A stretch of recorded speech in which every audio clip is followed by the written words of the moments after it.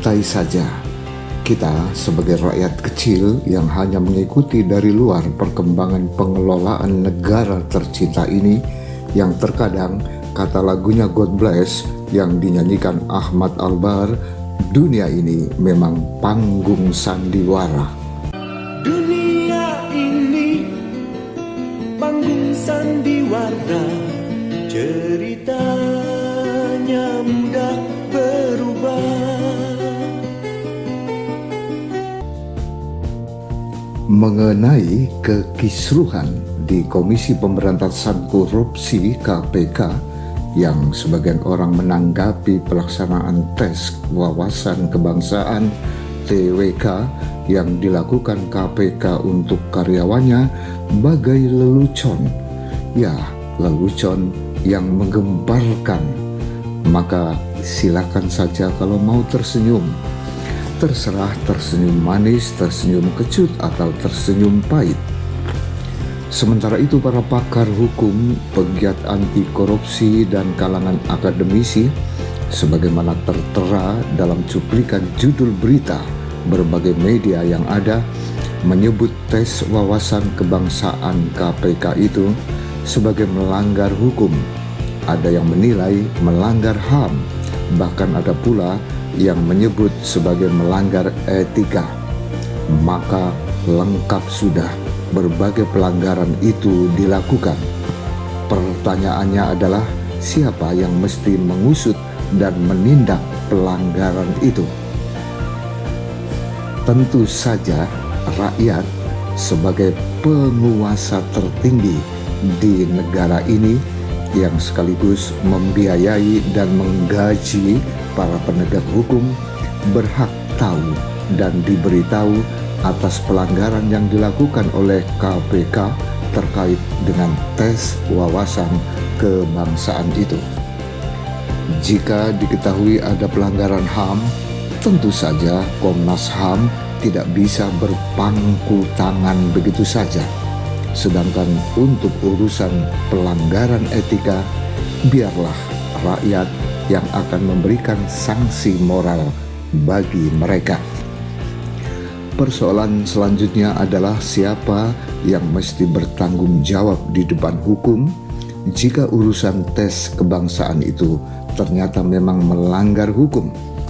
Pimpinan KPK sendirikah atau sekalian pimpinan instansi yang terlibat dalam pembuatan soal tes wawasan kebangsaan yang bikin kisruh itu? Juru bicara KPK Ali Fikri kepada wartawan menyatakan yang membuat soal tes wawasan kebangsaan adalah Badan Kepegawaian Nasional BKN yang melibatkan Badan Intelijen Nasional BIN, BAIS TNI, Pusat Intelijen TNI Angkatan Darat, Dinas Psikologi TNI Angkatan Darat, dan Badan Nasional Penanggulangan Terorisme BNPT. Wow, semua instansi itu dibiayai dan digaji oleh rakyat. Ya, rakyat yang tentunya berhak tahu bagaimana tanggung jawab mereka yang membuat soal-soal tes wawasan kebangsaan itu, yang menurut berbagai pemberitaan media massa telah membuat pertanyaan-pertanyaan yang nyeleneh dan sama sekali tidak ada hubungannya dengan masalah kebangsaan. Misalnya pertanyaan, apakah Anda bersedia dipoligami? Apakah Anda sholat pakai kunut atau tidak? Dan pertanyaan lain yang terdengar menggelikan. Tentu saja para pimpinan instansi yang terlibat dalam pembuatan pertanyaan soal-soal tes itu tidak layak cuci tangan begitu saja. Rakyat perlu diberi penjelasan yang memadai. Syukur-syukur kalau merasa bersalah, bersedia secara kesatria meminta maaf kepada rakyat. Ya, itu pun kalau masih ada sikap kesatria dari pimpinan KPK BKN, BIN, BNPT, dan yang lainnya. Para pengamat dan pakar hukum ramai-ramai menuding bahwa telah terjadi adanya pelemahan KPK secara sistematis. Karena itu bisa dipahami jika kemudian ada yang mengajukan uji formil ke Mahkamah Konstitusi Undang-Undang Nomor 19 Tahun 2019 tentang Komisi Pemberantasan Korupsi UU KPK. Sayangnya tanggal 4 Mei lalu Mahkamah Konstitusi menolak uji formil undang-undang yang dikeluhkan oleh banyak pihak sebagai undang-undang yang justru melemahkan KPK itu.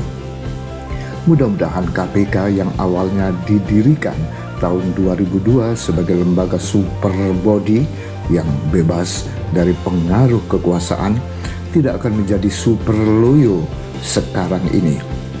Kembali ke masalah tes wawasan kebangsaan yang membuat kisruh itu. Akhirnya Presiden Jokowi buka suara dengan menegaskan bahwa tes wawasan kebangsaan tidak bisa dijadikan dasar untuk memberhentikan 75 pegawai KPK yang dinilai tidak lulus tes. Hasil tes wawasan kebangsaan terhadap pegawai KPK hendaknya menjadi masukan untuk langkah-langkah perbaikan KPK, baik terhadap individu-individu maupun institusi KPK, dan tidak serta-merta dijadikan dasar untuk memberhentikan 75 pegawai KPK yang dinyatakan tidak lolos tes. Kalau dianggap ada kekurangan, saya berpendapat masih ada peluang untuk memperbaiki. Kita tidak tahu bagaimana kelanjutan drama KPK yang menyedot perhatian publik itu. Yang jelas, tentu kita semua berharap agar KPK dapat bekerja dengan amanah sehingga tidak mengecewakan hati rakyat yang membiayai dan menggaji mereka.